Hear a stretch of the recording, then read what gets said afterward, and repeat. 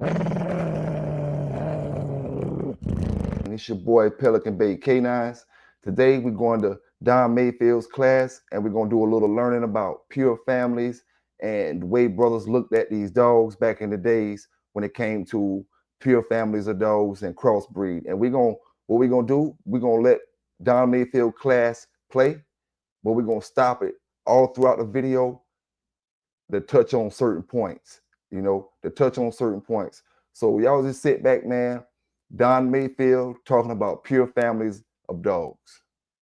The other families that was bred off of this family, that was crossed off of this family, but kept in the way of a family by being bred back to this pure family after the cross was made, in a way of making another family and then you breeding it more pure and more pure. But this is basically the purest family of American bred dogs that's been bred over the years. The game dogs has been here in America. This is the family that was the product that the American breeders produced over their years of proving their breeding, improving the breed. As I told y'all on some of the other videos, breeding is something that you learn more or less after a person has been through the core of the game and the breed, in such a way as breeding is one of the last things that a person really learns in the game. And it's as if throughout the game, from the first beginning years one gets into the game dogs, they get on a continued line in a way of going more towards the pure families and more towards the pure families. And after they've been in the game for many years, they learn more about breeding. And breeding is more or less the last thing that one learns in the game. Now, in time, when I get to be able to have the right kind of equipment that puts these pictures in and shows them at the right distance and everything, where it really brings everything up real clear, I'm going to put it out some videos that shows this family, this very pure family of American bred dogs, in the way of a lineage.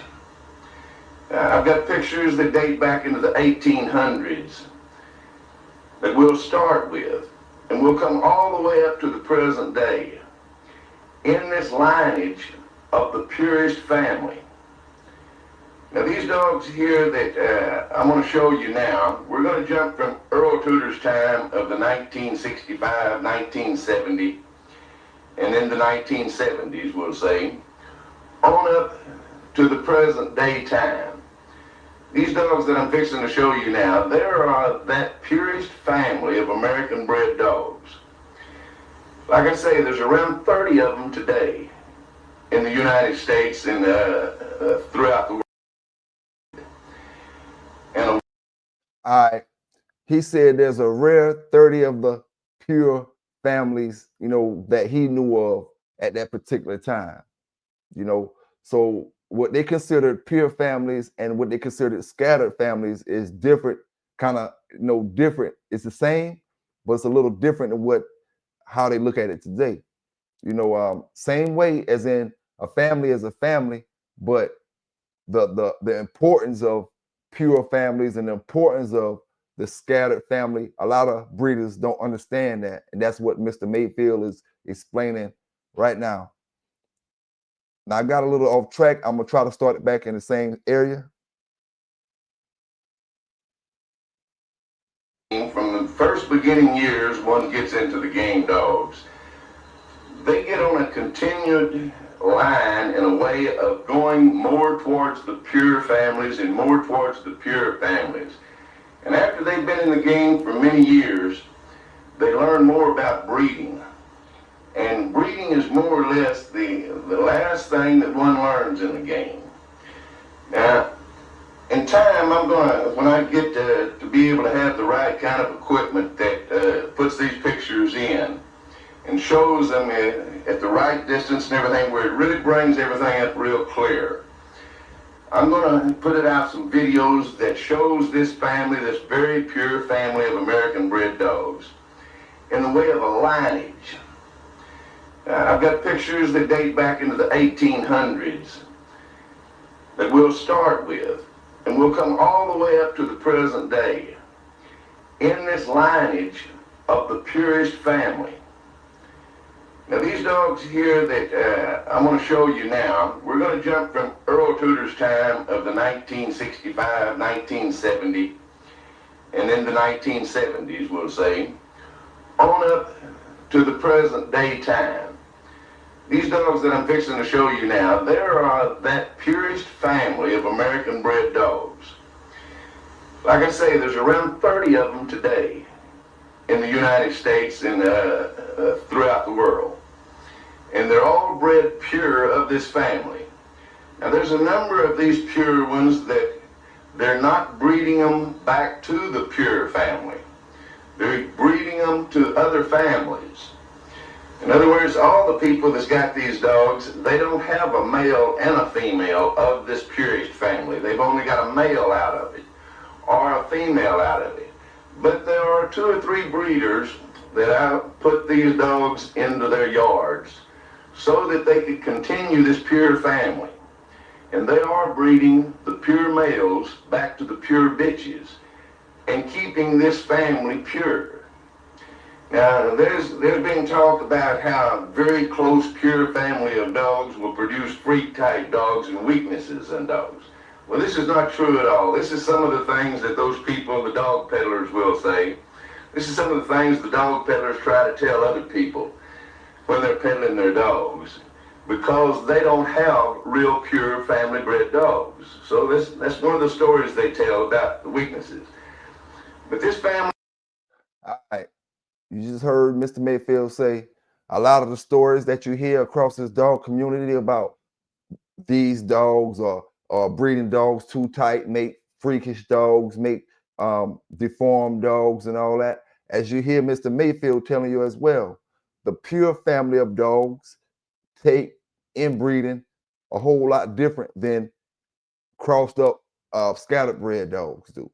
You know, even when you're trying to start a pure line, what you would consider a pure line off of scattered bred dogs, you don't get the same kind of dogs as if you started it from a pure line.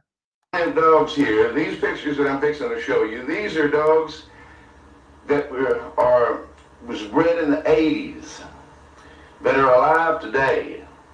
And these dogs, I haven't had any weaknesses in this family of dogs since I've had it. I don't have any kind of squirrely type dogs. These dogs are awfully strong, powerful built dogs with no weaknesses at all. They're very strong dogs. Sometimes I have small litters where that I don't have over a pair. Now I will say the statement he just made is a little biased towards his line of dogs, and we're gonna look at that as a kennel technique, as far as, you know, how everybody say their dogs are the best. You know, he don't see a weakness in the dogs where somebody else might come along and see a weakness. But we just listening to Mr. Mayfield kick this knowledge. And some of the litters. Some of the litters are 4s. Most all litters are even numbers, and in most all litters, there's a set of twins of the male and the female. And there'll be a twin, such as there'll be 6 in a litter, there'll be 3 sets of twins. And then as I breed different kin of this pure family, mixing the genes a little different, I create a little difference in each litter. It's quite interesting as you really pay attention to this. Now, like I say, we're on the subject of breeding, which is very deep, and it's got an awful lot to it in this game. Breeding has. So as you hear these stories that I'm telling you, if you can get some blank pedigrees and take those blank pedigrees and fill them out, fill these dogs' pedigrees out, then you'll be able to understand breeding in such a way as you'll really benefit from it. Being able to understand breeding is something that will teach you the understanding of the way man has been bred over his period of time. And as you learn the breeding of a breed of dogs, such as learning the very purest family and how the other families are of that same breed are outcrossed from that purest family. It will give you an understanding of breeding that you can reverse in such a way as understanding how the United States of America has been bred as to our family's heritage. And you'll be able to understand how other nations also have been bred in such a way as being able to understand yourself and understand your heritage and understand how you're bred. It's just like learning and understanding how these dogs are bred. Now, we've got record here where that we can run these dogs that I'm fixing to show you, these pictures of these dogs. We've got records of heritage that we can show on records that goes back for hundreds of years, a couple of hundred years or more. Now, that's a many generations. I don't know exactly how many generations that is on a dog's pedigree, but it's a lot. But the dog's age is like 7-to-1 to the man. And to be able to find out your own heritage for just 200 years back, you'll see that you won't have but so many generations. Nothing like the numbers of generations that will be on these dogs.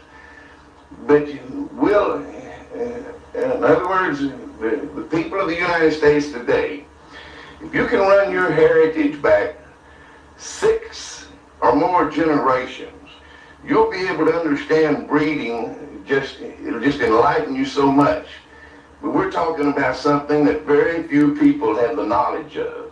They can show you how their dogs are bred and how they run back so many generations, but they themselves don't have the understanding to be able to show their heritage in a way of knowing how they're bred.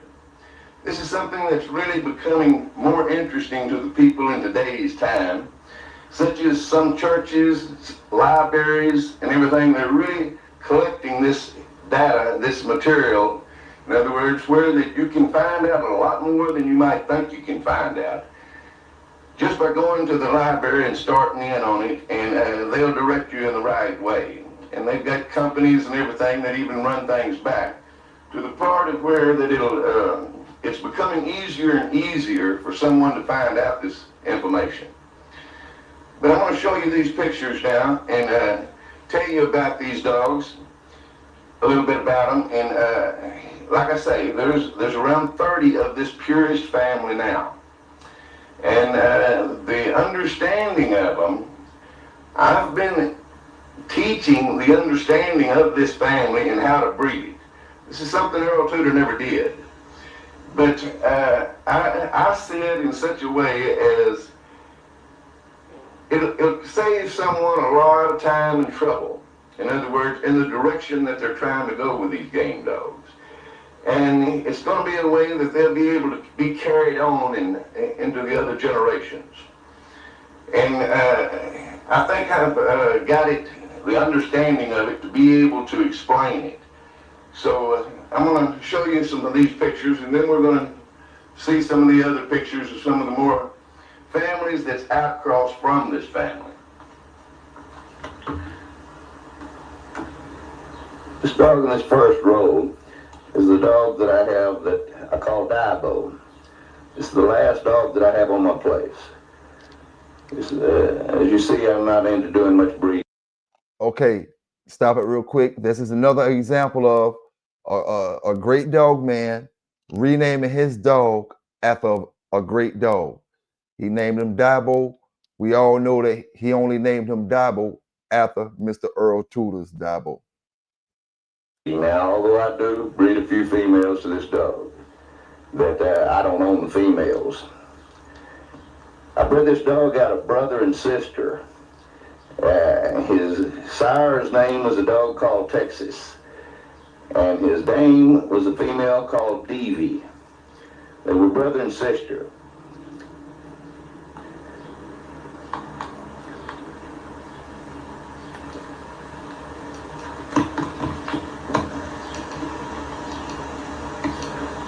these pictures are of Dabo.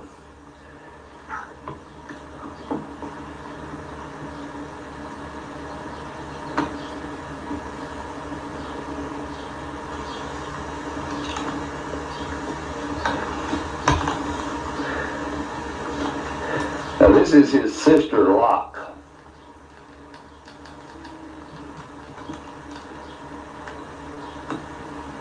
These are the dogs of the purest family that I bred.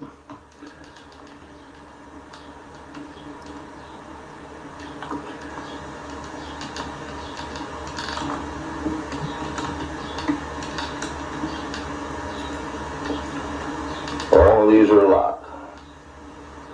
This is Dabo's sister. Now, if you look at them dogs real quick, these dogs from the old school, dogs from the past. This is Mayfield's Dabo's little mate sister, and you can clearly see that she has the whittled peak markings on her in her face, where it's light around the mouth and dark around the eyes. You know, and then when a dog like that breeds to another strain of dog, you may get your Rottweiler colors, you may get your tricolors, and all your funny looking colors that these pit bulls come out with today.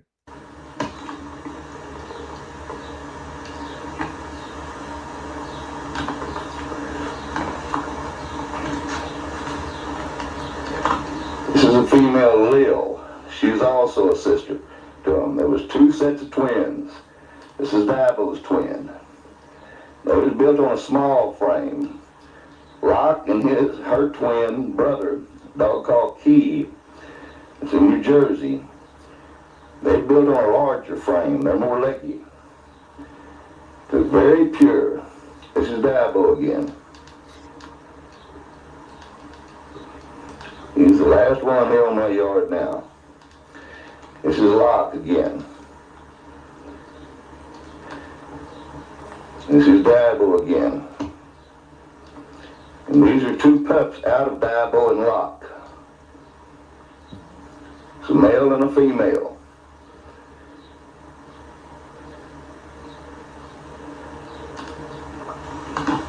Now this is a dog called Moon.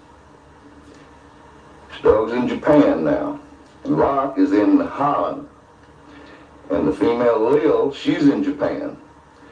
This dog is bred out of a male called Braskin and his sister, Chiba.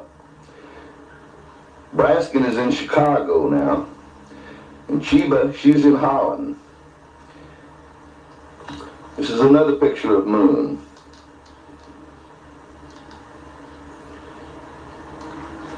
Now this is another picture of another dog called Moon that's out of that same breeding but a younger litter. This dog's in Holland. Sired by Braskin, and his dame's a female called Chiba. This is Moon also that's in Holland.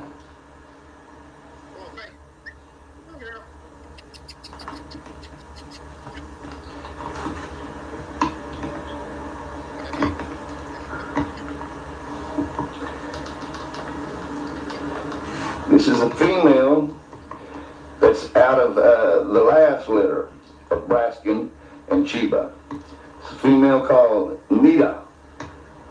She's in Holland. Very strong, leggy female.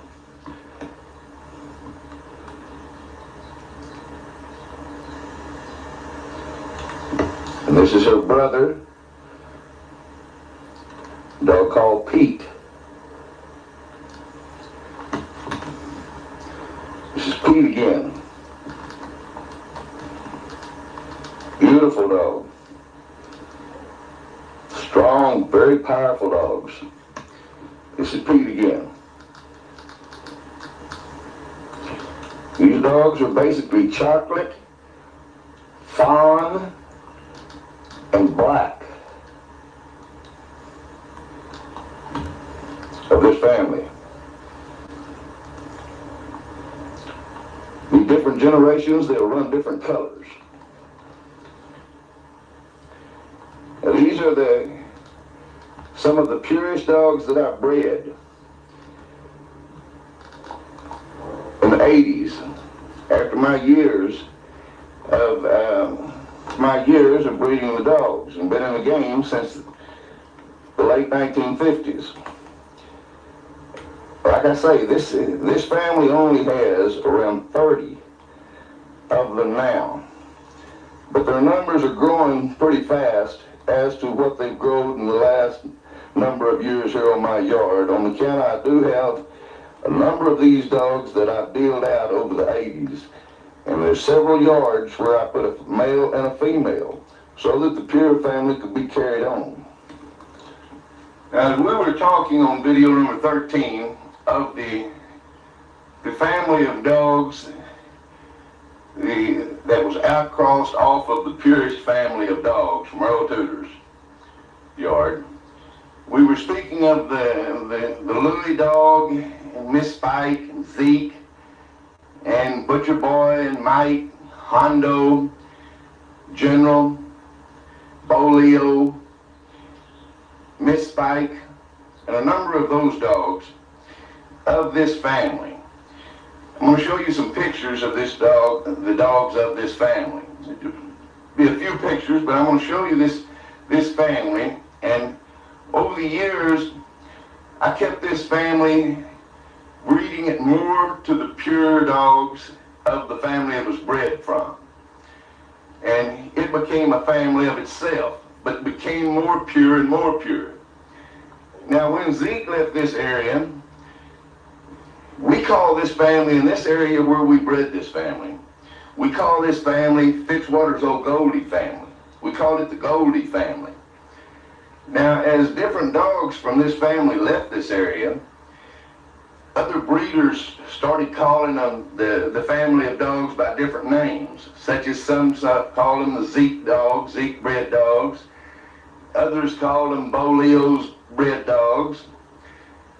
And they formed different names of families as to the way the different people bred them. The dogs of Zeke, as it went out, more or less became more outcross bred.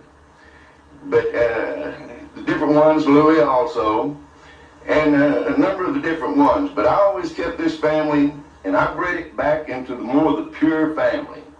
Like I was telling you about the Chopper dog, how I bred the Chopper dog to General's sister, Spring, produced a dog called Puddles. Well, Puddles was bred more or less like the dog called Hondo.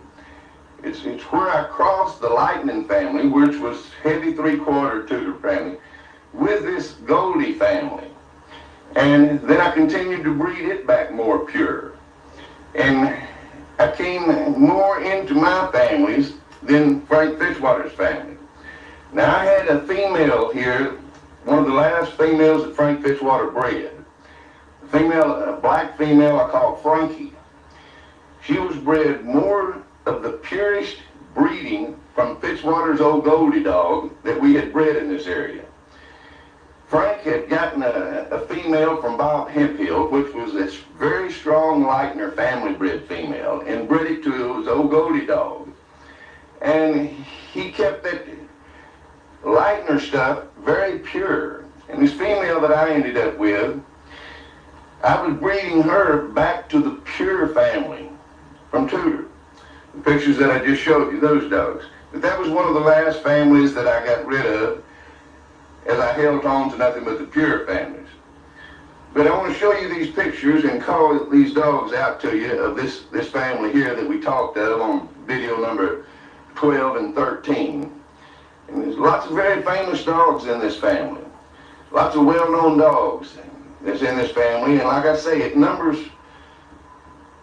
in this family number quite a few in today's time. I just really wouldn't know what number to guess at them. But the numbers are of what you could call this family. They number pretty good now. But they're still one of the smaller numbers of families there are in the game. There's a few more families that is more pure than this family. And they number less in numbers, such as the old Lightning family. That family numbers fewer in numbers. That was the next to the last family that I got rid of. It was a family that was bred, I bred it up to the part of purity that was very close, pure to the purest family. In other words, I bred that throughout my years, and I brought that family back very pure. It was the second purest family I had as I ended up my years. This is a picture of Zeke. This was when I had him matched in Mississippi, in a Leo Canard and his Bulldog. That's my wife Phyllis that's holding him. He's a very good head fighting dog, very good dog. This is more or less one of the first dogs bred off of this cross that we created, the old Goldie family that we call the Goldie family. This is Stockton's Liz. That's me holding her there in the pit right before a match that we had with a man named Jennings out of Mississippi. This was down in Pickens, Mississippi. This was Liz. This was the sister to Maurice Carver's Miss Spike. And you can see these dogs, the way they're colored and all, you can see the cross that they're up close to before they get in a lineage of becoming more pure and more alike. Liz was the mother of Norman Hooton's Butcher Boy and Mike Weaver's Mike when she was bred to Marshall's Joe.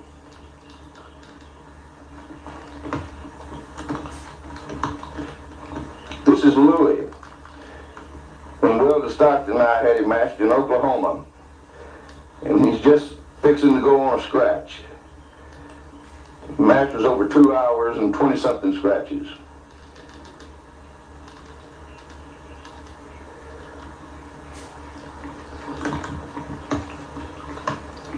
This is Weldon Stockton on the right, myself on the left holding Louis after we come out of the pit.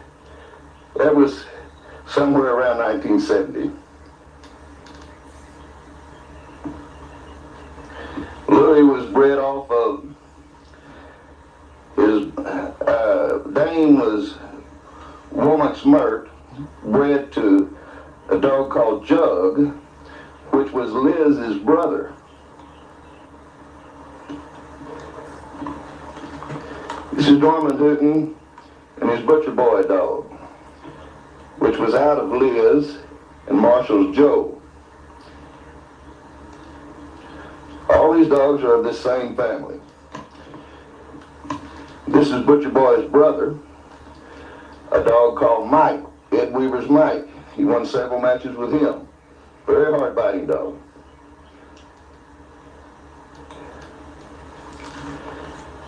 And this is Hondo. This is the breeding that I made where I brought it back to the Lightning family. Brought that family back to the Lightning family.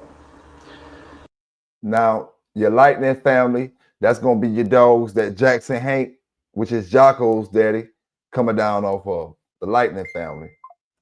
His dame was a female that was a sister to Danny Burton's Tiger Dan, which was General Sire. His dame was Tiger Dan's sister, which was out of Tudor's Nigger and Womack's Smirt.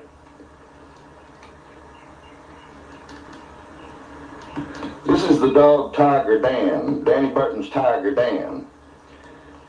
This is the dog that I bred when I took Womack's Smirt to Earl Tudor's yard and bred to Tudor's Nigger.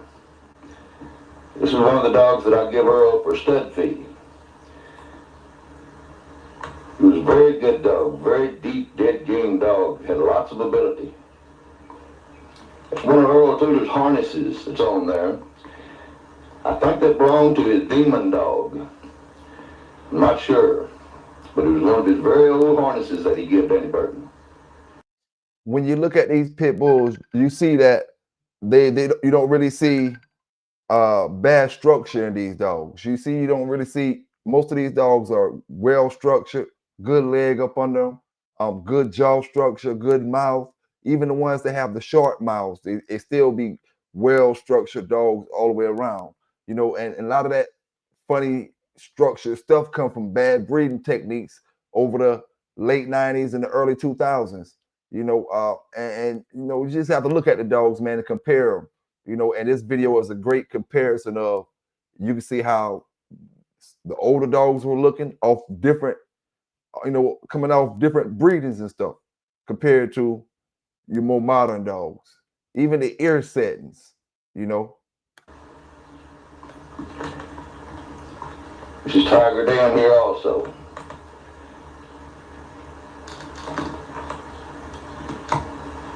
Tiger Dan he was of that family, of the Goldie family, where I had taken Mert, which was one of the first crosses out of Goldie, Zeke's sister, and took her and bred her to Tudor's Nigger, and that produced Tiger Dan and Hondo's mother and that litter. And as that made that family become more pure. Now, as Danny Burton had the Spooky female, Spooky was the one that Earl Tudor gave Danny and his wife Bernice, and she was of Earl's purest family. She was of the purest family from Nigger and his sister Snip. This is Spooky when she was owned by Danny Burton. This is her when she was just a puppy. This is of Earl's purest family. That's her with that harness on that belonged to Demon. When she's getting a little more age on her.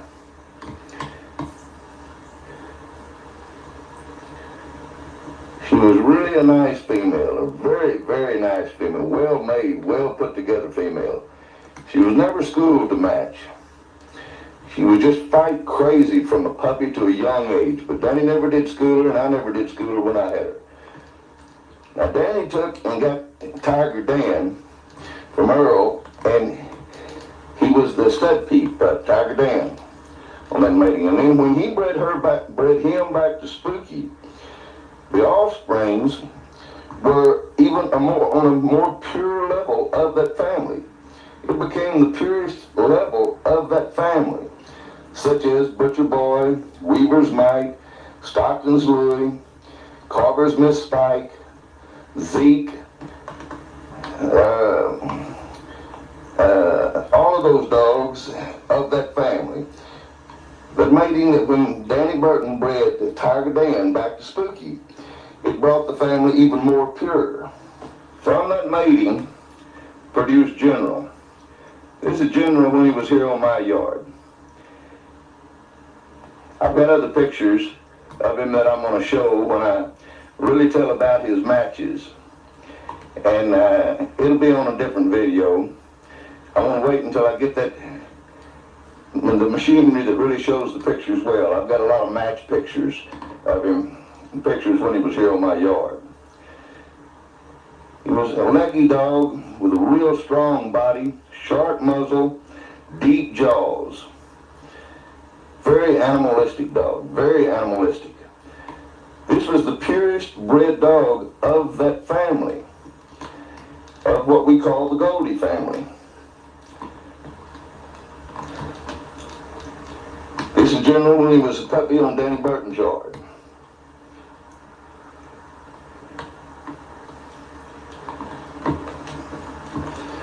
This was when he was a young puppy.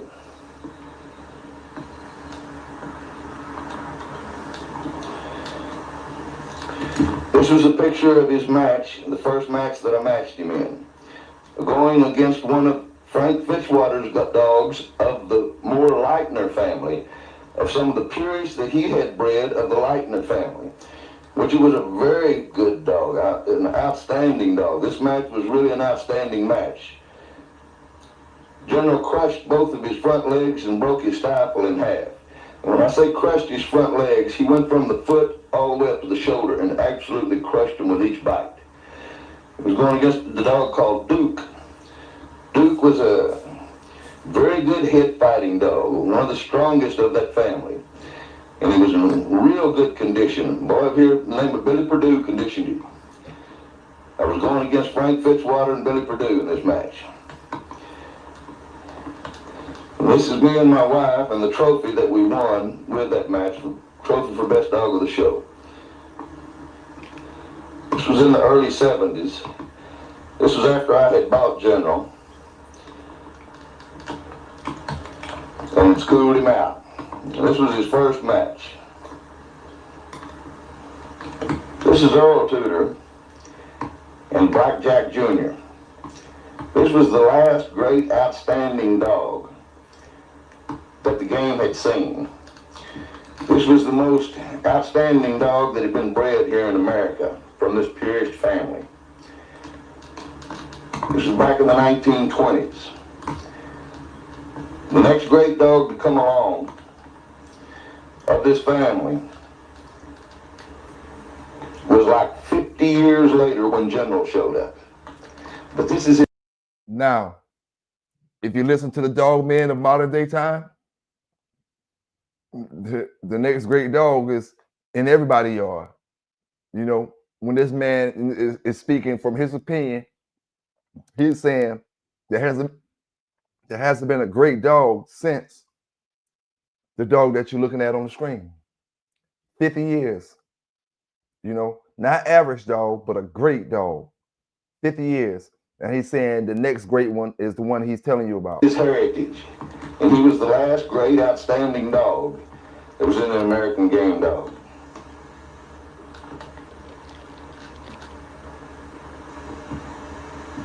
This picture showed in Police Gazette, newspaper, and magazine. In the 1920s, the dog had won 7 matches, killed most of his opponents.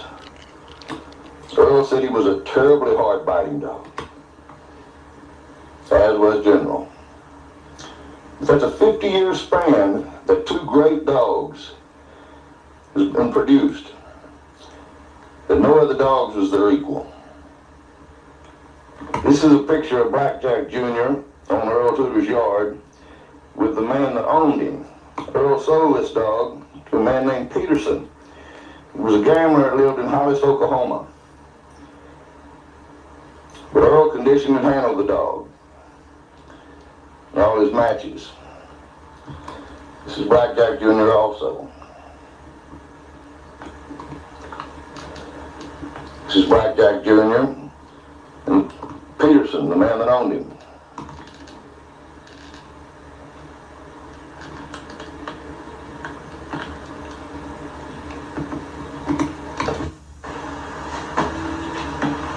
I'm going to go a little further with the subject of breeding while we're on this subject in this video. You know, like I was talking, this is one of the number one interest in the game is, in a way, this is where this is the area that the game leads you as you're in the game more years. You'll hear many different stories about breeding throughout the game in your beginning years especially. And these different stories are created from the dog peddlers in the game. That's generally the people that they breed dogs to sell. And they buy dogs and breed dogs to sell. And they really don't have an understanding from the core of the game of breeding. And they turn and twist the stories about breeding to fit their yard of dogs. And then you have to go through a process of learning about all of that and being able to prove those stories as what's truth and what's not truth about breeding. But like I was telling you, this is a very deep subject, and it's very interesting as you learn more of it. And the way that you can really learn this by taking this video, like we've talked in the last 3 videos about breeding, and get you some blank pedigree papers, and put these dogs down of these different families that I'm talking about, these 2 families that I'm talking about, the very purest family and this family that has been bred off of them. The one that we've been talking about, Miss Spike, Bo Leo, Zeke, Louie, and those Butcher Boy, the dogs of that family, General, and whatever. But you should have the understanding of being able to fill out pedigrees at this time. In other words, it's very easy to research these dogs. All these dogs are well-known dogs, other than the ones that are alive today in time. They're not all that well-known. but their breeding is that well known. Of those purist families, those are all through the records of the game, to the part of where even the youngest of a beginner today can fill out a pedigree blank on those purist dogs that I showed you there, from the different pedigrees that they've seen through the game. These dogs' pedigrees are throughout the game, and as their sires and their dames and their grandsires and granddames. They're all throughout the game. Very easy to research and fill out these pedigrees. The amount of understanding that you'll learn by being able to, like, see this video and hear these stories I'm telling you, and make out a pedigree and look at this pedigree and see how these dogs have been bred, and see the way the different families of the American game dogs have been bred like this, from the purest family of the American breeders' understanding. Now, this is going to take you into a different level of understanding. This is going to show you, such as, like, let me explain to you about how the different families get bred. Such as this Butcher Boy family, this Zeke family, this Goldie family is what we called it here in this area where it was bred. In its last era of time, as the families was crossed between Lightner and Tudor with some Cody on them. And more or less of the more pure bred families of American dogs was bred and came up to this time. Well, it's like Maurice Carver. He had a number of dogs of this particular family, the outcross family that's outcrossed off of Tudor's purest family. But over his years, Maurice didn't breed those families of dogs that he had, those more pure families. It wasn't the purest family. He didn't go on to that purest family. He wasn't able to create the purest family on his yard. And he took his families of dogs that was bred very close to Earl Tudor's yard, and he crossed them together. Then later, he got some of the Eli family of dogs in there, which was not a true bred family of dogs, which Eli's mother was of unknown breeding that came by way of the Blind Billy dog, that its owner, Floyd Boudreaux, he never knew the breeding of the dog. That's some Okay.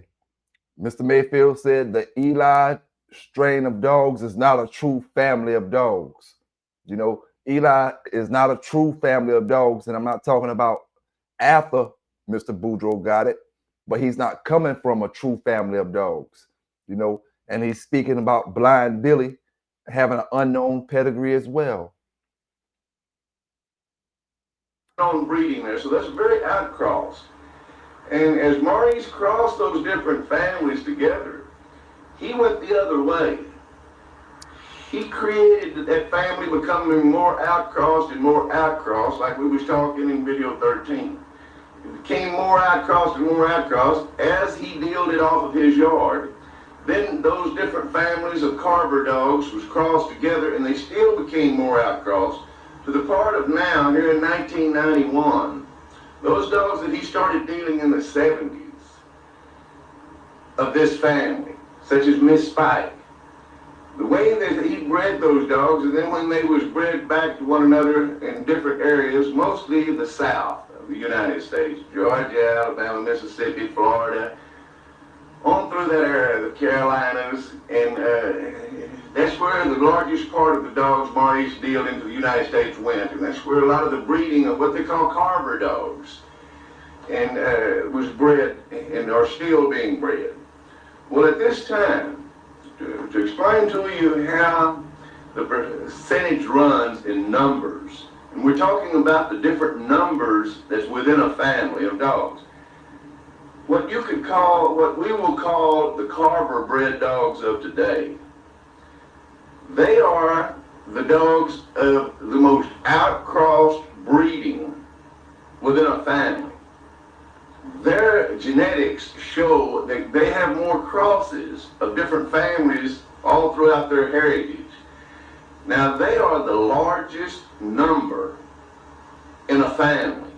They are the largest number of the breed that's within the American game dogs, such as those most outcrossed cattle-bred dogs. They are the ones that number the largest in number. But as you go back to the more pure families that those dogs was bred from, those dogs in those more pure families, they're in less number as they get more pure.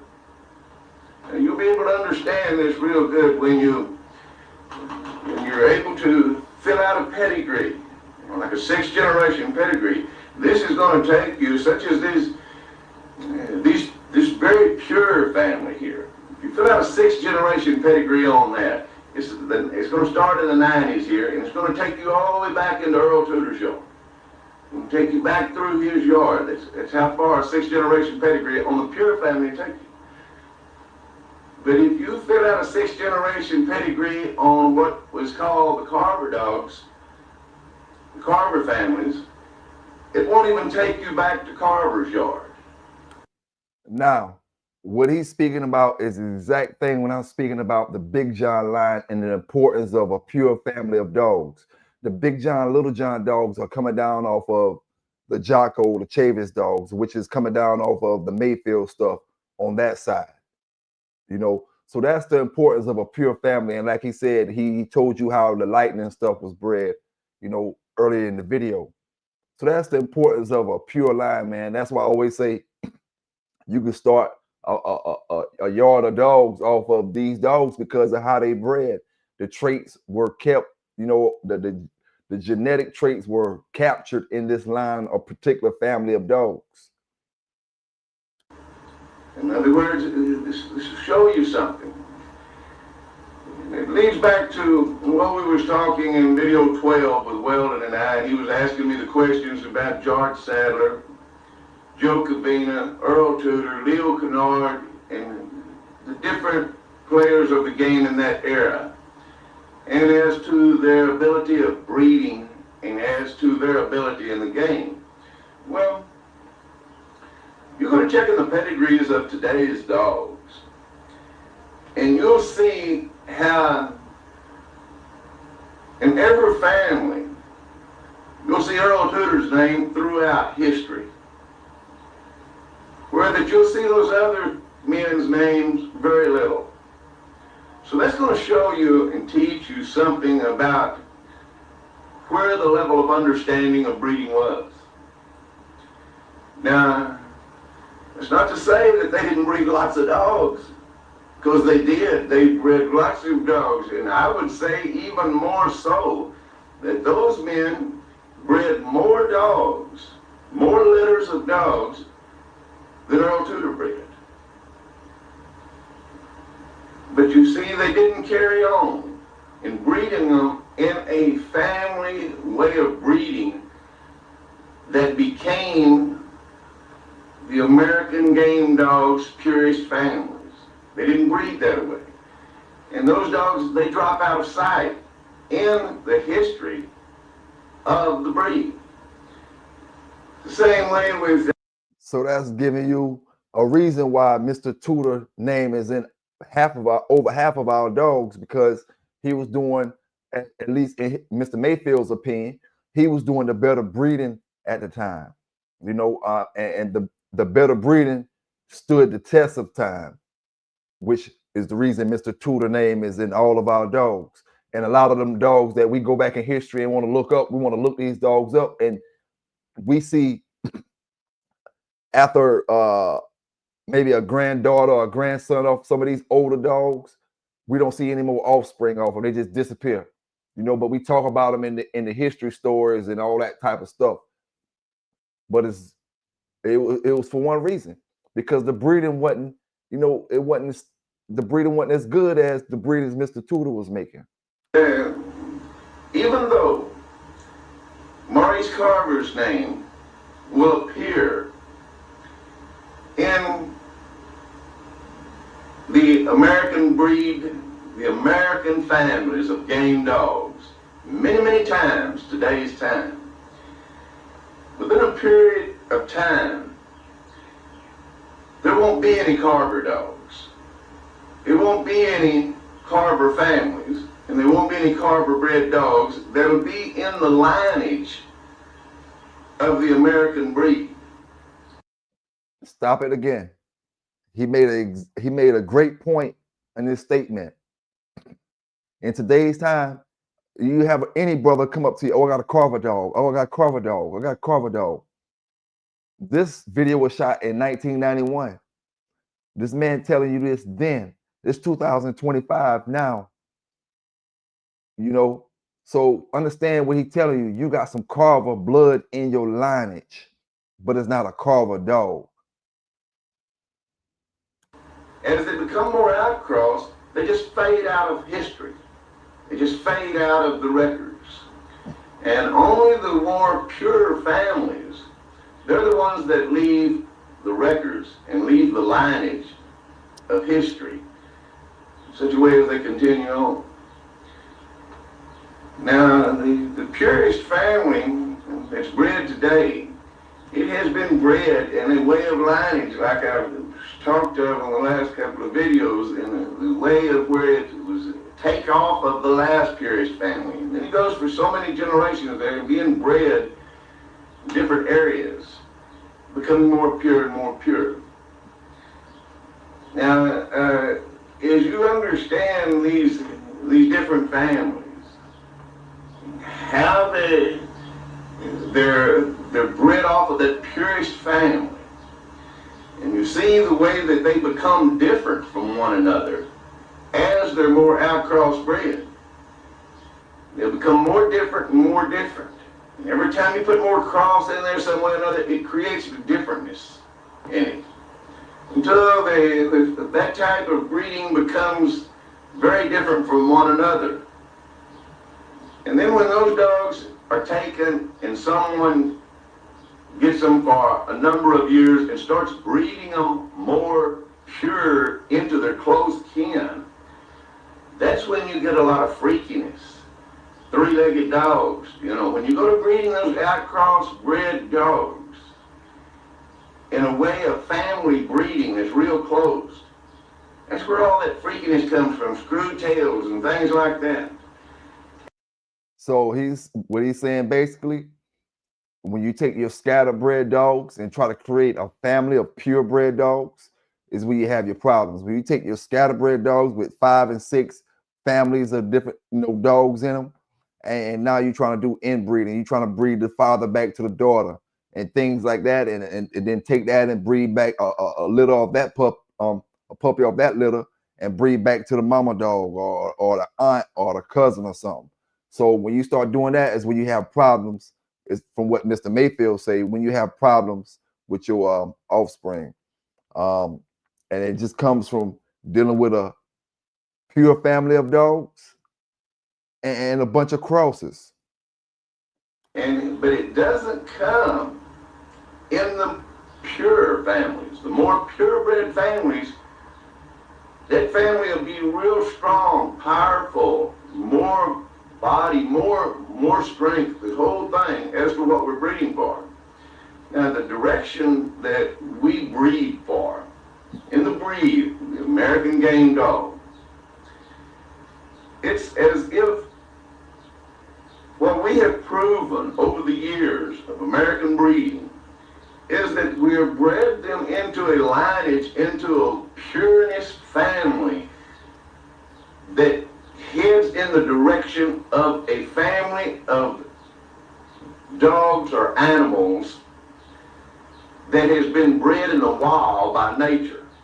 In other words, such as a family of wolves, a family of coyotes, a family of leopards, a family of lions. They breed themselves into a family of very pure lookalikes, very pure ability, very much the same within that breed. All of them more or less identical. The males identical, the females identical. Well, this is the direction that we have bred the dogs, our game dogs. This is the direction we have bred the different families and the purest family. We're trying to create a breed of dogs bred by man that's stronger than nature would have bred them. We're trying to outdo nature in breeding, in a sense. Like in nature, only the strong survive. Well, it's the same way in our breed of dogs. The very strongest is what we have used over the period of time. Now let me stop it right there. Why you talking about breeding in nature? In nature, let's just speak about breeding and inbreeding and crossing and stuff. In nature, who's going to do the breeding when it comes to the males? The alpha male in the pack. So would you think in nature that you will really ever get a chance to do brother and sister breedings in nature? Only way it happens like that in nature is if the brother takes over the pack and becomes the alpha. If the brother is not the alpha, then most likely she gonna be breeding back to her father. So if we wanna breed similar as close as we can to nature, then we're gonna go father to daughter. But if we trying to outdo nature, it's a whole different story. And that's what Mr. Mayfield is explaining right now in this passage. Create this breed, this family that is bred near just like the families of animals are bred in nature. This came from man's understanding. Now, don't go to thinking that we created this here in America, that we, the Americans, have created this American game dog and this breed and this family. This is a family of dogs. This is a breed of dogs. This is a family of dogs, of the purest family of dogs that has been bred by man. In other words, throughout the history and the heritage of this game family, in all its time of history, it has been the purest bred breed of any dogs or any animals that man has had control of their breeding. This is the purest of it all that man has created. In other words, this lineage of this pure family that's like nature, this lineage has been bred throughout its time alongside man in man's heritage. It's like I was telling you in some of the other videos. This family and this breed can be traced back into the heritage of man very deep as to the records that's been left behind, and then you go into the artwork, into the poetry, into the different word of man that's left behind, and the different artwork and the different whatever, that you'll see this family of dogs all the way back through the heritage of man's left record. It's like you can see some of these dogs in the days of the Roman and the Greeks, in that age, in BC time. You can see this same breed of dogs in their artwork to a point where that same dogs that you'll see in their artwork will be just like this same purest family that we have here today. In other words, they'll have them bred so pure at that time that it's just like this same breed. In other words, same size, same body makeup, same look, everything. It's just almost identical to this breed, as to there's no other breed of dogs bred in the world that resemble those dogs but our breed that we have here today, bred of the purest family of American game dogs. Now, if you want to go a little deeper and get into breeding where it becomes real interesting, like I was saying, you'll learn a knowledge of breeding by learning the knowledge of game dogs, the way these American dogs have been bred, to a part of where it can advance your understanding of the way man has been bred. And when you go to learning this, to putting this together, you'll see that the purest families of dogs known to man, they have been bred in the area where the heritage of man was the most outcross bred in their era of time. Such as when the gamest, purest families of the game dogs, of the American game dogs, in their heritage, when the families was called the English Bulldogs in England.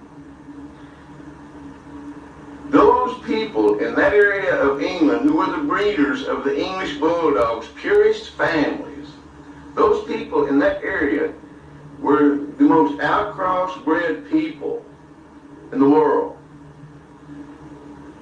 That's the way their heritage will show.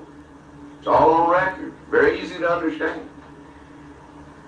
And then as the game families of Europe, game dog families, the pure families of game dogs from Europe came to the United States of America.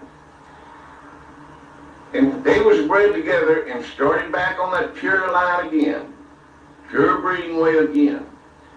The American breeders at that time, they became the most outcross bred people in the world.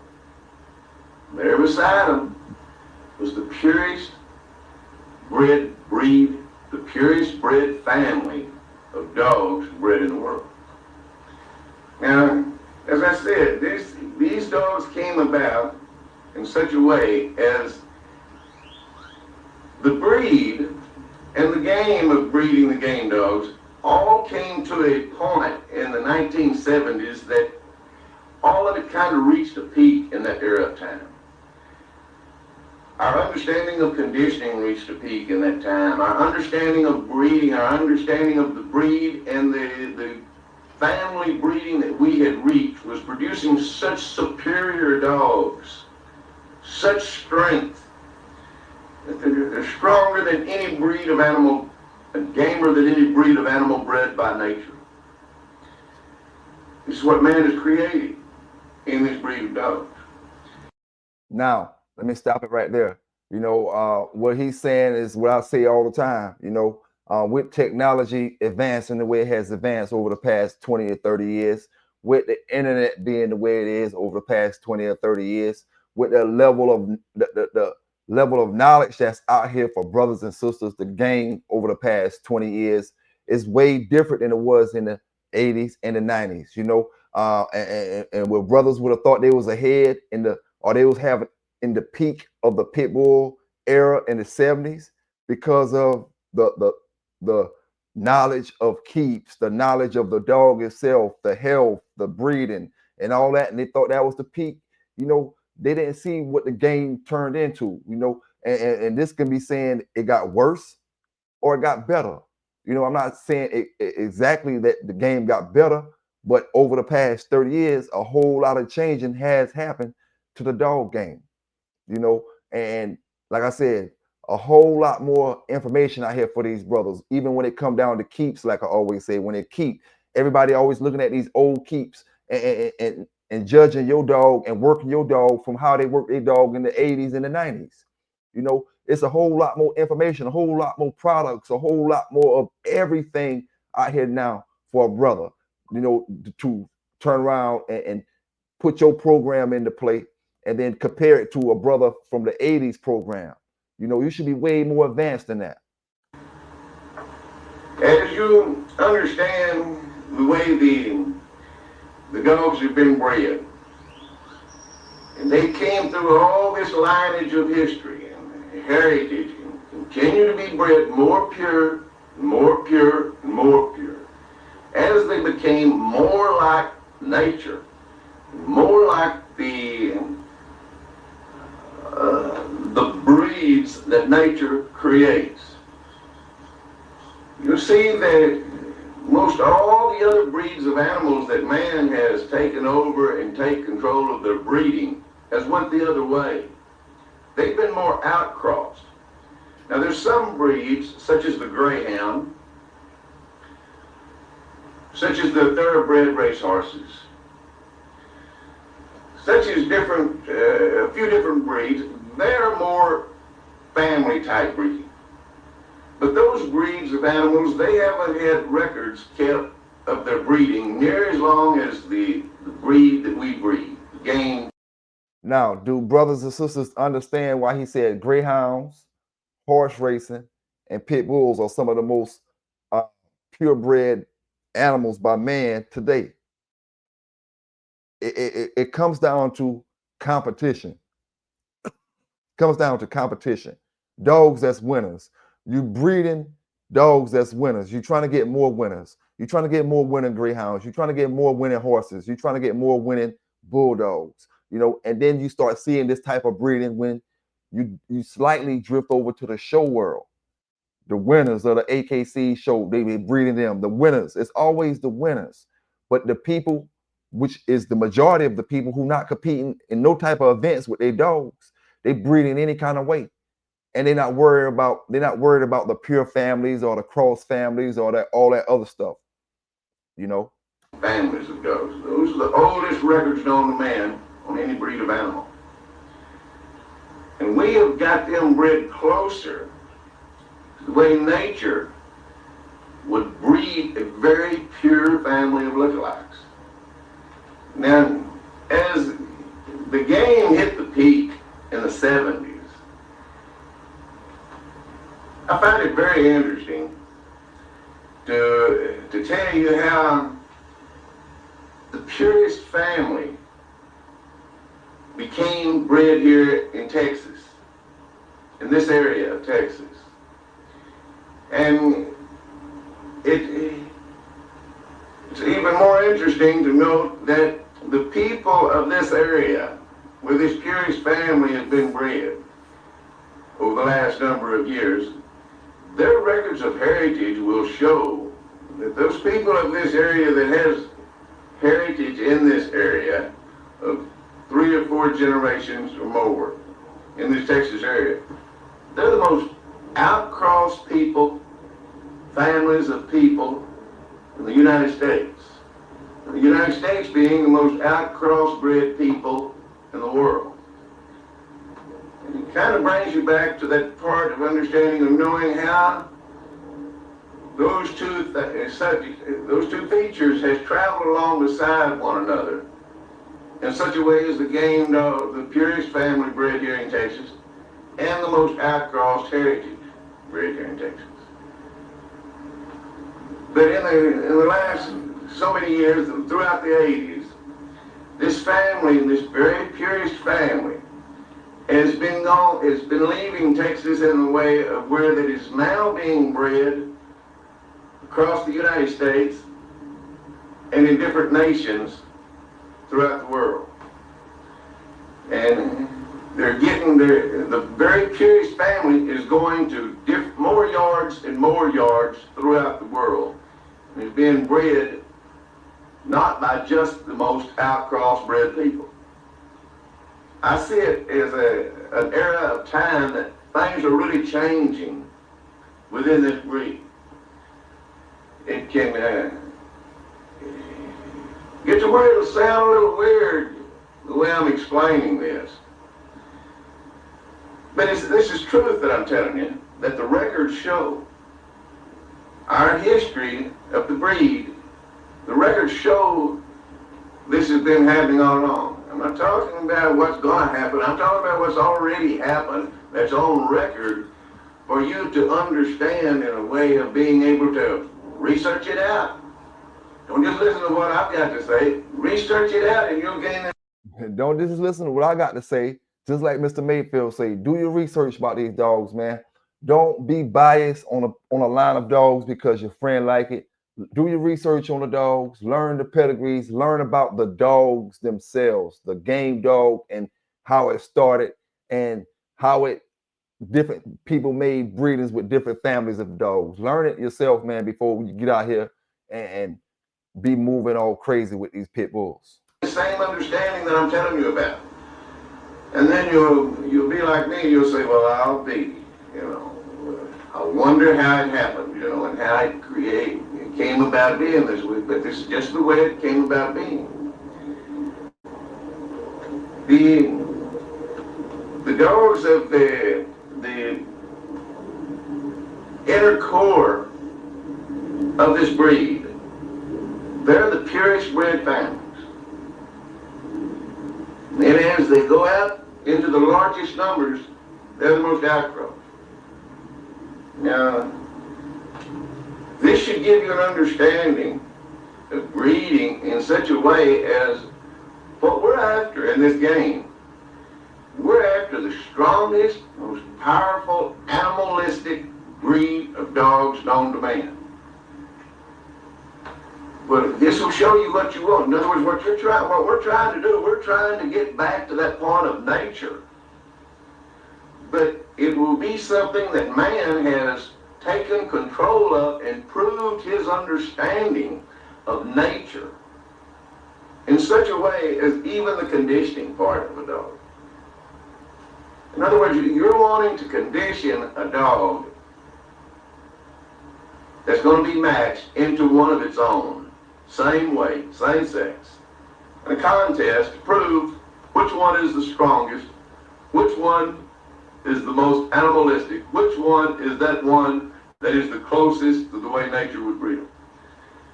Well, this is what we've proven over the history of the game. This is the direction we've taken. Now, to have a dogs like this, in other words, this doesn't mean that they're going to be on a wall, the wildness of nature. This means this is a breed that man has control of. And the wildness of nature is not there as far as man not having control of it, like the wolf, the coyote, the different things like that. In other words, these purest bred families of dogs, they are by far the most superior breed of dog known to man. They are the dog. I mean, they are a dog's dog. In other words, the looks that they get from anyone that's ever owned a dog is that look that says, wow, what a dog, what a dog. And this is what we're breeding. Such as, these dogs can be taken to the shows. Such as some of the high society shows won't even let you enter one of these dogs, one of these very pure families. And it's still like that today in modern day times. You know, pit bull brothers, we show love to all breeds. We know we show love to all breeds as pit bull brothers and doing dog shows and, you know, throughout the country. But the other breeds do not show love to the pit bull back.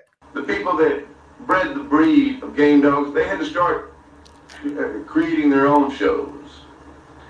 Now the Staffordshires, the more outcross dogs of this breed, they show them. And they by far led the shows in first place wins. The Staffordshire breeds did. Well, they're just an outcross breed that's been bred off of this breed that we have of very pure dogs. Now, I mean, you know. So if you listen to his last statement, he says an outcross breed that has been bred off of the American Pit Bull Terrier. So a lot of brothers in modern day time need to stop saying a Staffordshire and a Pit Bulls is the same thing, just different names. You know, Staffordshire is no different than a bully dog. It's just an extension of the Pit Bull. Anyone with any sense would tell you that the more pure families is far the superior dog if it was to be judged by someone that had an understanding of a dog as the way they relate back to nature.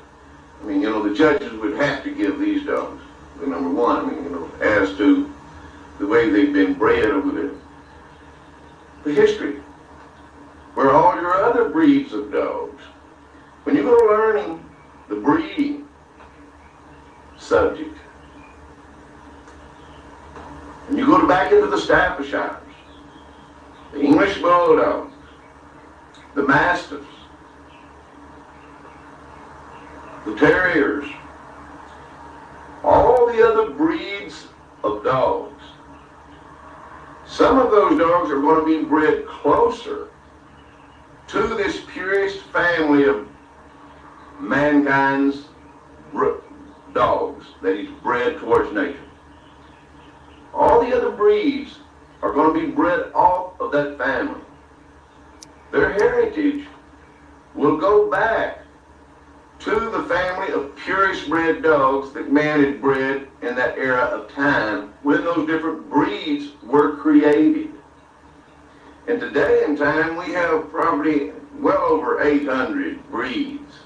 I would say closer to 1,000 different breeds in today's time.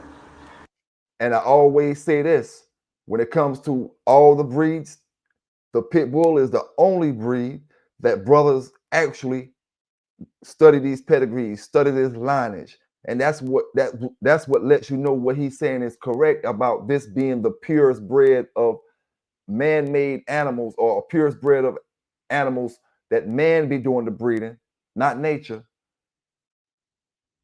that has existed this way since the creation of the breed.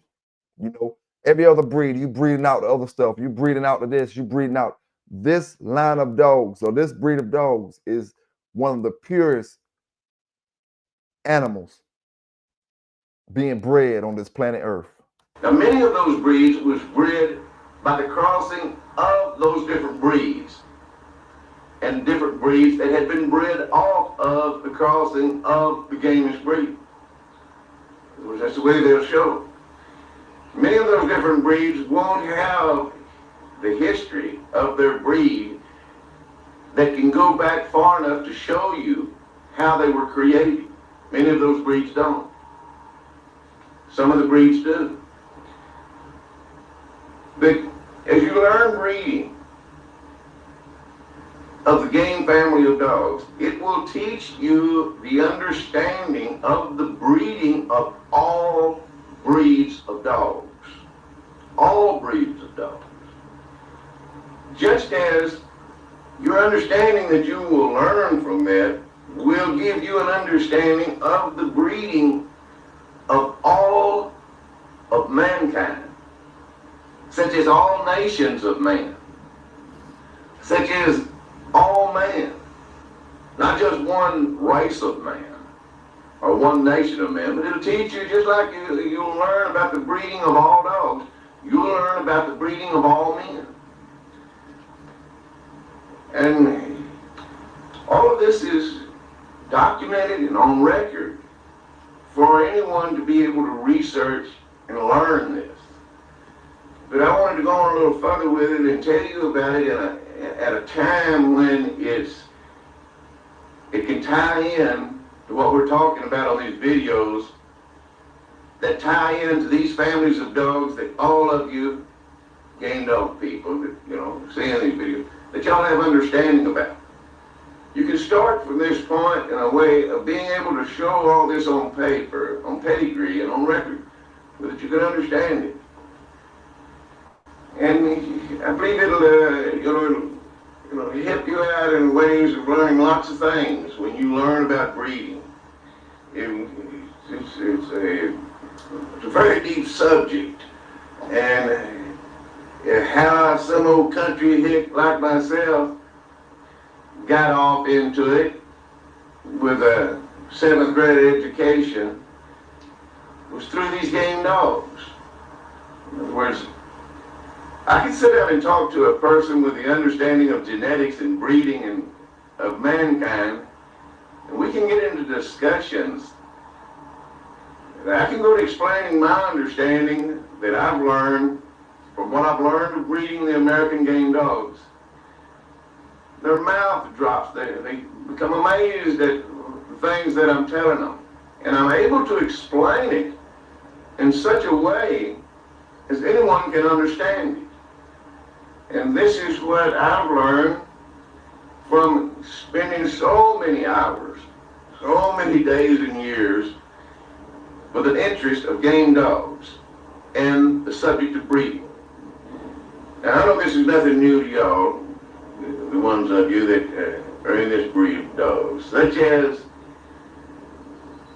I think I said before, there's been many divorces came from these game dogs, people that has an interest in game dogs. Men will quit going to the beer joint, and they'll quit running the streets, and they'll quit doing lots of things when they get the interest of game dogs on their mind and get into the game. They'll spend hours upon hours upon hours of looking at dog magazines. All the history they can buy, they can afford to buy and get together, they'll spend time reading. Spend a large percent of their time in just writing down pedigrees and studying breeding. And this is where it can take you.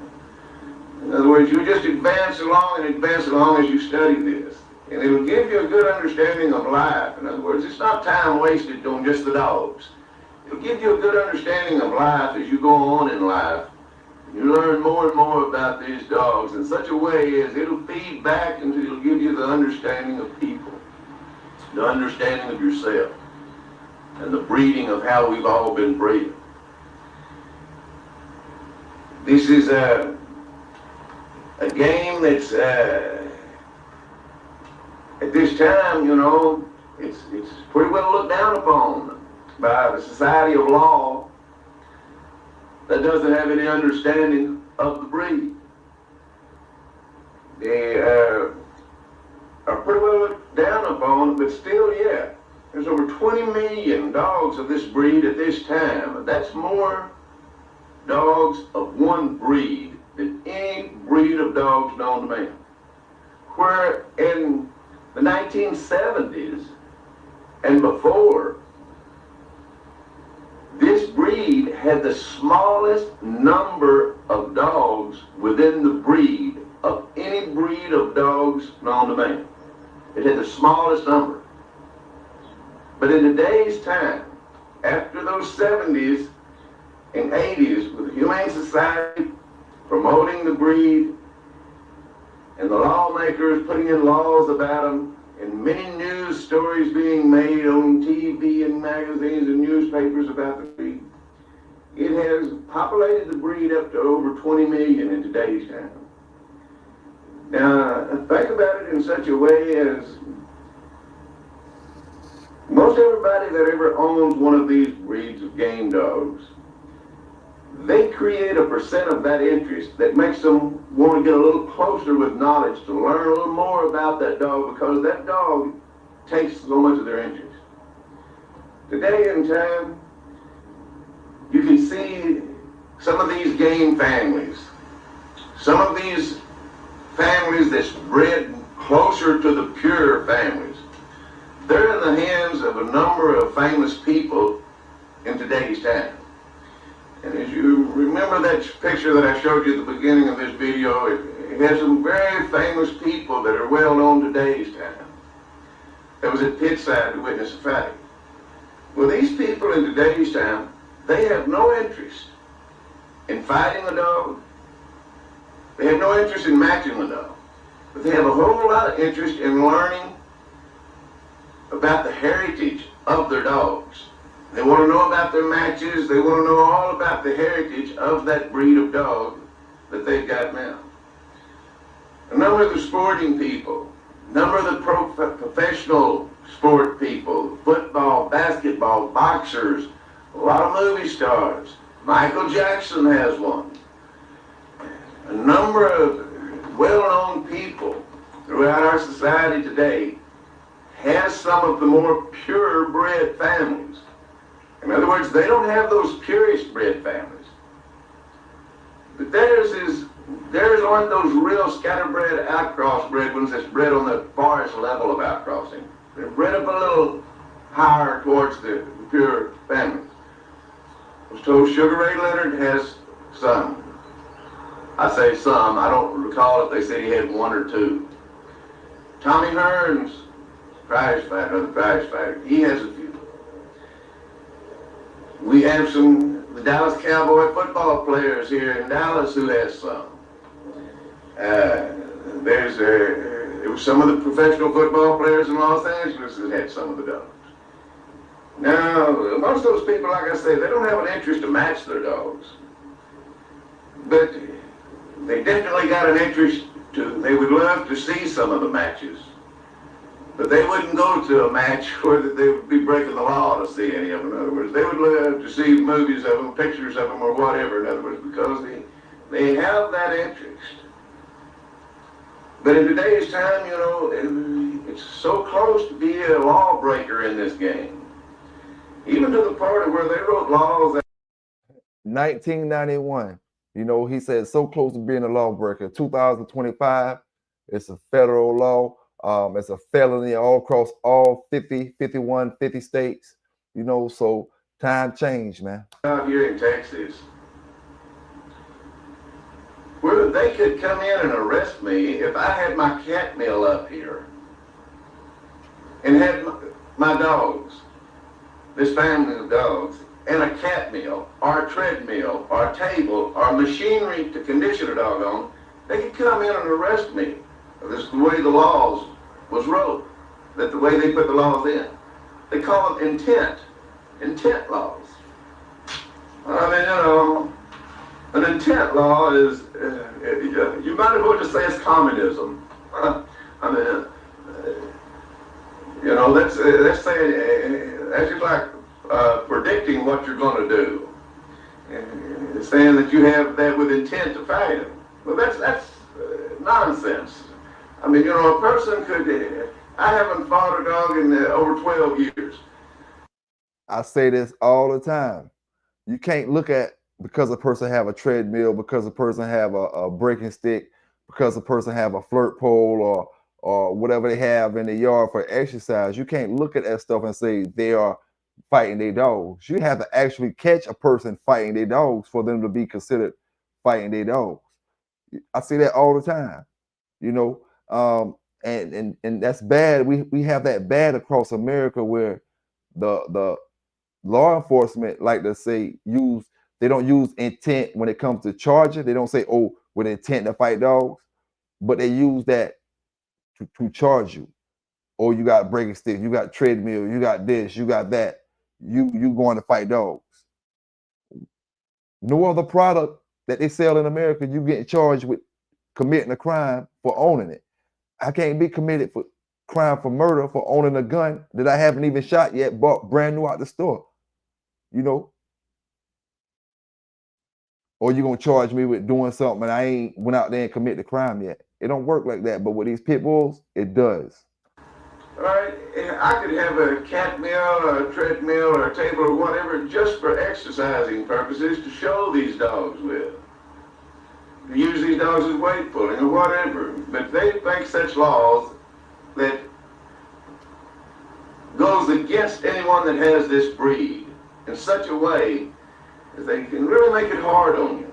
Really make it hard on you. They're very foolish laws, but laws are made in a way that there's always someone that's going to benefit from those laws in the way of making money out of them. And if you'll go to researching the Humane Society, you'll see that the Humane Society gets millions and millions and millions of dollars a year, grants from the government and from each state where that they created these laws over this breed and put these laws into the different states in the United States. They're doing the same thing throughout the world. They're doing the same thing in Europe. They're just following this breed in a way where that they're promoting it into large numbers from man's interest in that type of a dog. Man has always had a big interest for dogs. Certain percent of society is dog people that has an interest in dogs. And this breed of dogs has created so much interest that he's making the population just grow within the breed, and the Humane Society is publicizing and making big news stories out of it so that it'll get lots of stories about the breed. And the people recognize the breed of saying, wow, what a dog, that's just the kind I always wanted. And they go and get the dog, in a sense. I mean, they get into that breed, and then they get a little deeper and a little deeper. Within the Humane Society is right behind the populating of the dogs and putting in new laws. They tell people to make watchdogs out of these dogs. They make great watchdogs, and people turn them into a watchdog. And these dogs are bred so game, they're not going to go run out there and bite a burglar on the leg or bite someone on the leg and let go and run. They're going to go for their throat and try to kill them. In the sense that that's the amount of strength and gameness that they've been bred for throughout time. But it's people's lack of... Now, I will say this. This is why I say things have changed from back in the days to modern day time, because there's a lot of brothers across this country that shows you they can control these same dogs to make them hit, hit the person where they're supposed to hit them at, and then release their hold. You know, it's a certain level of understanding. When you want to stay in that bubble, it don't matter who it is. When you want to stay in that bubble, your level of understanding only goes that far. You know, brothers from back in the days, they only wanted these dogs for one reason, which was to put them in the box. So they never desired to see what a real protection pit bull would do or could do. So he's only speaking from his time, the Wild Wild West time, when a lot of people weren't looking at the breed for protection work, they was looking at the breed for box work. Understanding, such as the Humane Society, that tells the society to take this breed of dogs and they make great watchdogs. They make great pets and great watchdogs. They do make great pets. They do make great watchdogs. But they have so much strength and so much gameness that the other breeds don't have. Where the other breeds, like a Doberman Pinscher or a German Shepherd or whatever, any of those other breeds, you can kick one of them right upside the head or in the rib cage when they come at you to bite you, and they'll squall and run off quick, especially someone that has an understanding of dogs.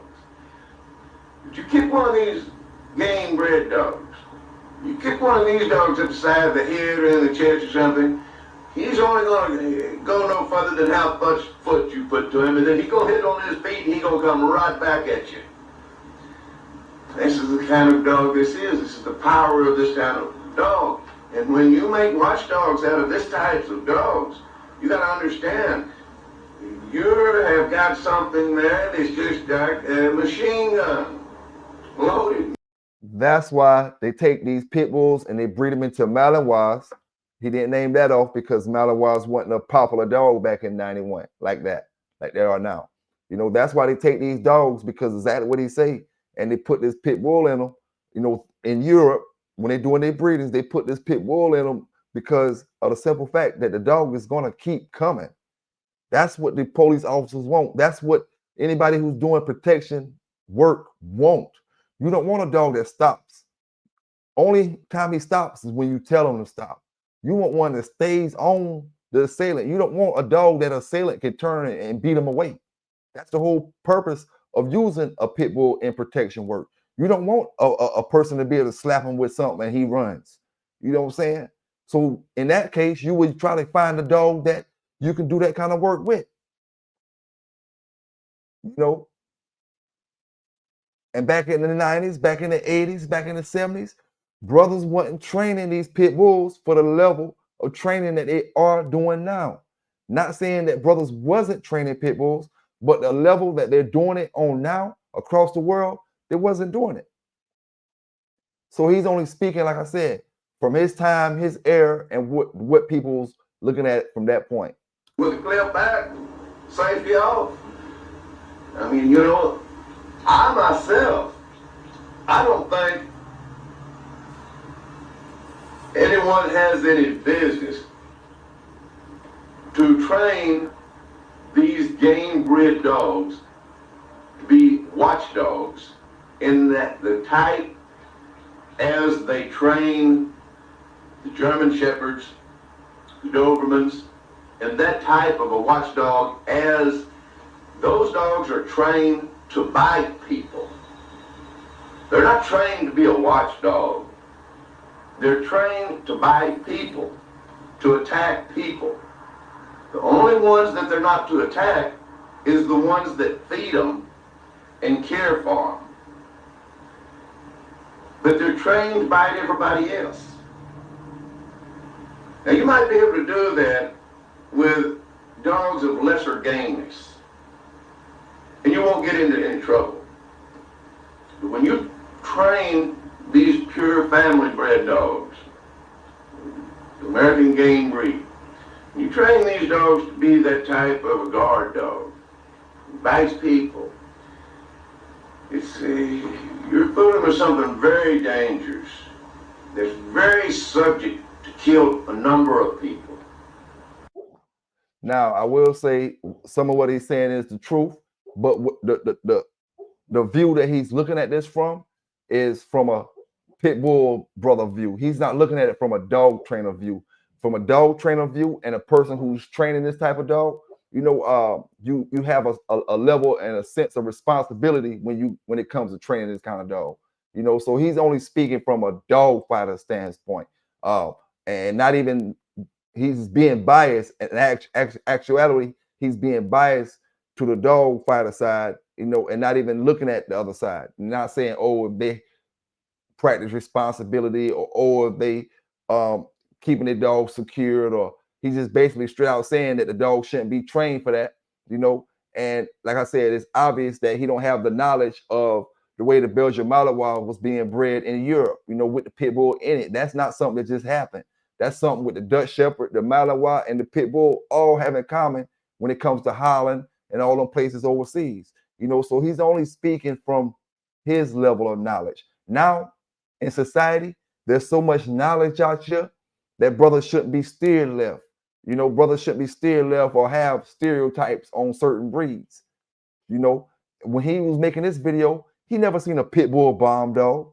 When he was making this video, he never seen pit bull apprehension dogs that work for the police.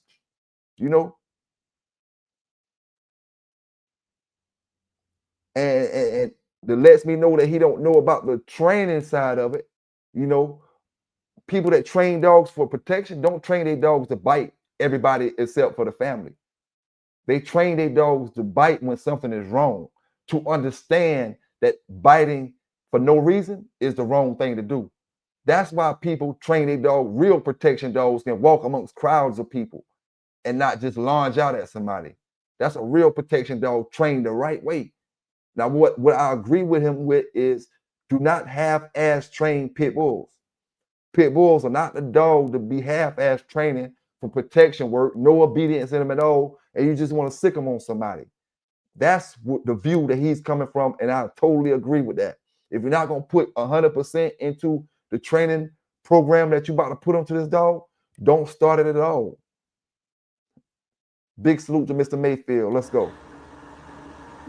Causes lots of problems. It also creates lots of stories that the Humane Society gets and uses on TV and in newspapers to create the laws that they create. It fills their pockets full of gold. Now, I got to stop it real quick again. Being that I've been showing y'all my videos over the past 3 or 4 years, you know that the dogs that's doing the biting, for the most part, a very low percentage of them dogs are real American Pit Bull Terriers. All the dogs that's doing all this hurting people, attacking, chasing people down the streets, attacking people in crowds and all that stuff, those are other dogs bred down off the pit bull, crossed other ways. Bully dogs, XLs, mutts. When I say mutts, I mean dogs that are literally mongrel dogs bred in stray and stuff like that. So I often tell brothers, give me videos of real American Pit Bull Terriers that have went rogue, that went bad, that went out and attacked their owner, went out and attacked the family. Real American Pit Bull Terriers that were trained for protection is what I'm saying. Not a real one that attacks somebody, but one that has been trained. Brothers can't show me fully trained pit bulls that turned on their family, that went out here in these streets and attacked somebody.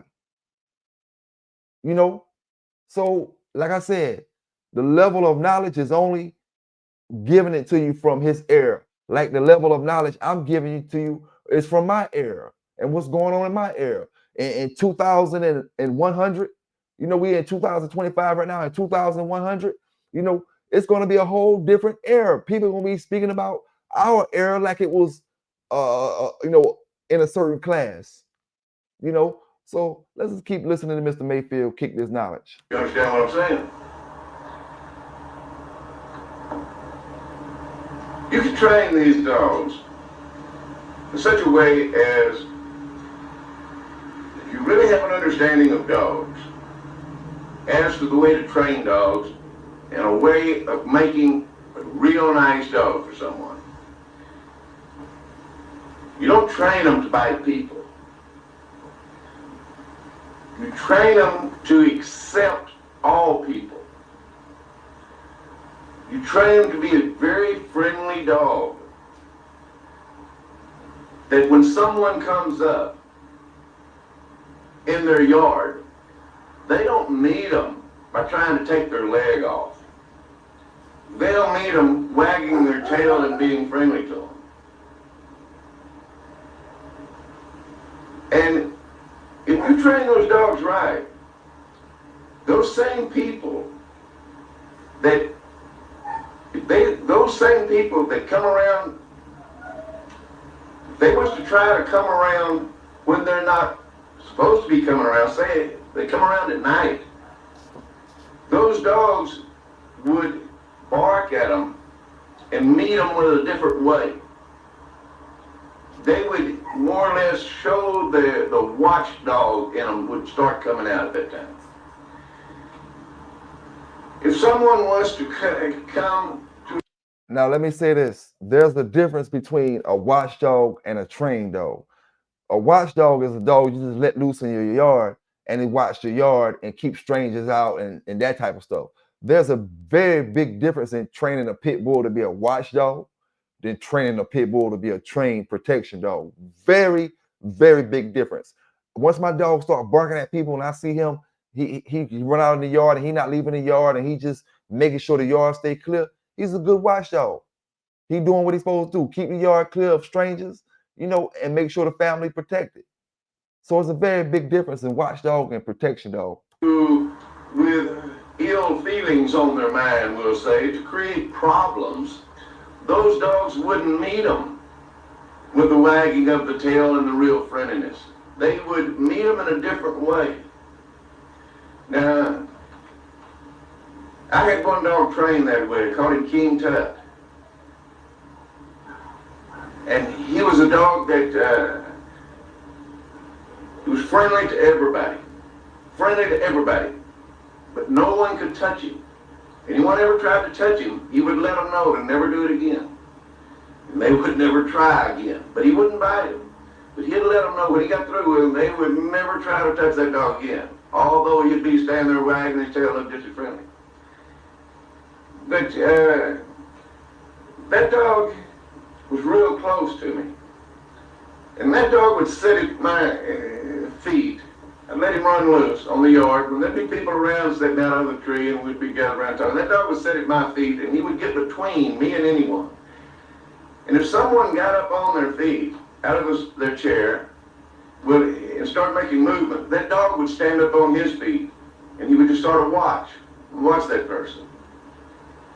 And now, if that person was to try to hit me in the head with a stick or something, I'm sure that dog would be on that person in a minute.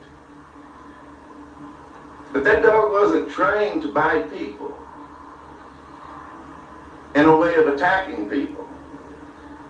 The people of today's time that has listened to the humane societies, they have got the dogs and trained them in the way they train Dobermans and German Shepherds, in a way of making them aggressive to people. And it's created lots of laws. It's created lots of stories that created lots of laws. There's been lots of people in the United States